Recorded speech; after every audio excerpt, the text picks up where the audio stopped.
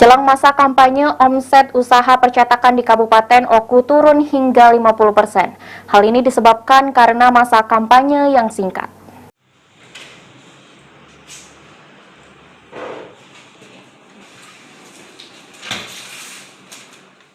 Tinggal menghitung hari masa kampanye pada pemilu tahun 2024 akan segera dimulai. Alat peraga kampanye atau APK seperti baliho, kartu nama, dan stiker sangat penting untuk membantu para calon mensosialisasikan diri kepada masyarakat.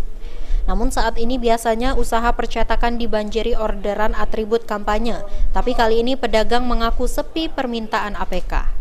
Sumarno, salah satu pengusaha percetakan di Kabupaten Ogan Komering Ulu, mengaku sepinya permintaan atribut kampanye disebabkan masa kampanye yang singkat pada pemilu tahun 2024.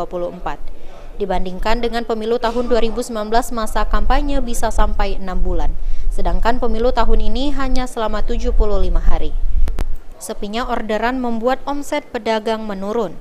Sumarno mengaku omset menurun hingga 50% jika dibandingkan dengan pemilu tahun 2019 lalu. Kalau kita lihat dari juknis dari KPU, waktu kampanye yang cukup singkat, yaitu sekitar 75 hari. Nah, kalau penurunan omset dibanding dengan waktu yang sama di tahun 2019 ya, penurunan omset kita bisa sampai dengan 50% ya, dibanding dengan omset di tahun 2019 untuk menjelang pembuatan alat peraga untuk di Pileg 2024. Dikatakan Marno, selain masa kampanye yang singkat, berkampanye di media sosial juga menjadi salah satu faktor sepi permintaan atribut kampanye. Ari Pranika, KOL TV.